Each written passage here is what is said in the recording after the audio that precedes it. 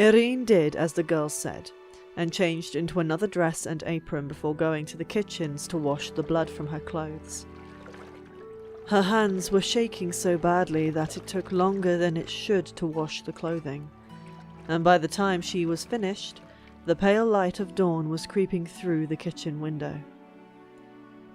She had to be up in, well, now. Groaning, she trudged back to her room to hang the wet clothes to dry. If someone saw her laundry on a line, it would only raise suspicion. She supposed she'd have to pretend to be the one to find the bodies too. Gods, what a mess.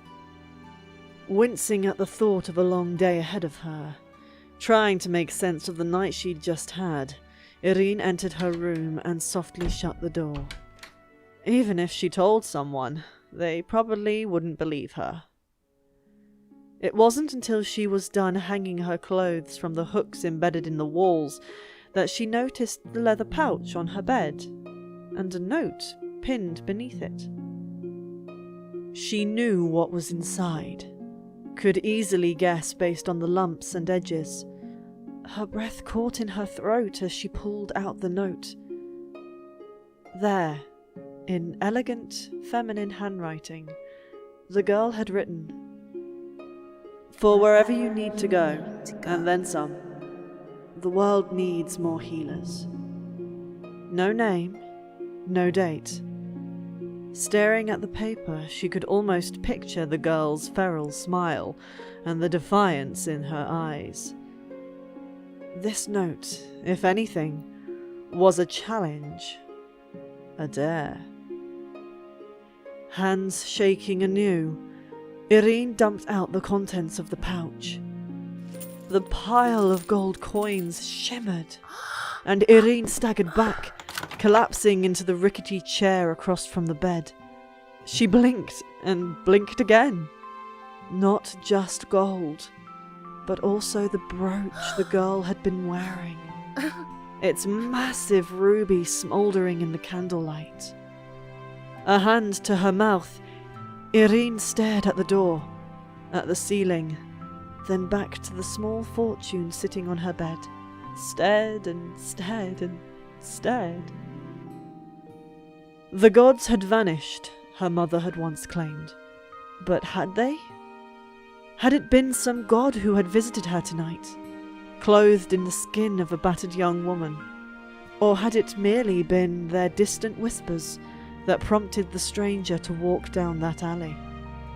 She would never know, she supposed. And maybe that was the whole point.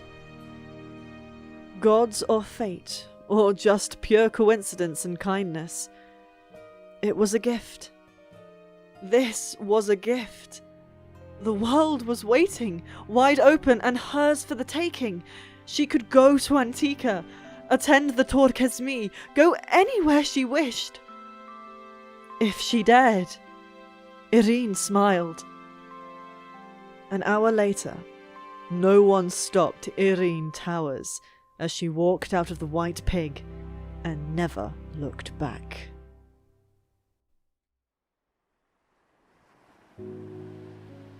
Washed and dressed in a new tunic, Celaena boarded the ship an hour before dawn. She felt hollow and lightheaded after a night with no sleep, but it was her own damn fault. Never mind, she could sleep today. Sleep the whole journey across the Gulf of Oro to the deserted land. She should sleep, because once she landed in Yurpa, she had a trek across blistering deadly sands, a week at least, through the desert, before she reached the Mute Master and his fortress of silent assassins. The captain didn't ask questions when she pressed a piece of silver into his palm and went below decks, following his directions to find her stateroom. With the hood and blades, none of the sailors would bother her. And while she had to be careful with the money she had left, she knew she'd hand over another silver piece or two before the voyage was done. Sighing, Celaena entered her cabin. Small but clean, with a porthole that looked out onto the dawn-grey bay.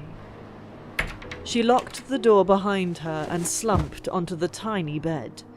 She'd seen enough of Inish. She didn't need to bother watching the departure. She'd been on her way out of the inn when she passed the horrifically small closet Irene called her bedroom. While Irene had tended to her arm, Celaena had been astounded by the cramped conditions. The rickety furniture, the too thin blankets. She'd planned to leave some coins for Irene anyway, if only because she was certain the innkeep would make Irene pay for those bandages. But Celaena had stood in front of that wooden door to the bedroom, listening to Irene wash her clothes in the nearby kitchen. She found herself unable to turn away, unable to stop thinking about the would-be healer with the brown gold hair and caramel eyes, of what Irene had lost and how helpless she'd become. There were so many of them now, the children who had lost everything to Ardalan, children who had now grown into assassins and barmaids, without a place to truly call home, their native kingdoms left in ruin and ash. Magic had been gone all these years, and the gods were dead or simply didn't care anymore. Yet there, deep in her gut, was a small but instant tug. A tug on a strand of some invisible web.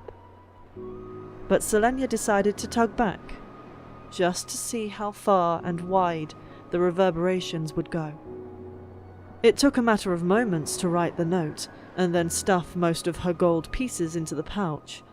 A heartbeat later, she'd set it on Irene's sagging cot. She'd added Arobin's ruby brooch as a parting thought. She wondered if a girl from ravaged Fenharrow wouldn't mind a brooch in Ardalan's royal colours. But Celaena was glad to be rid of it, and hoped Irene would pawn it for the small fortune it was worth. Hoped that an assassin's jewel would pay for a healer's education.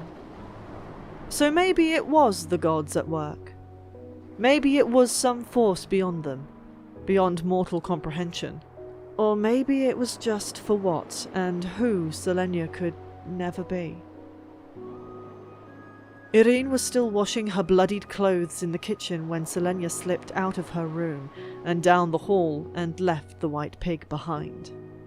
As she stalked through the foggy streets towards the ramshackle docks, Celaena had prayed Irene Towers wouldn't be foolish enough to tell anyone, especially the innkeeper, about the money. Prayed Irene Towers would seize her life with both hands and set out for the pale stone city of Antica.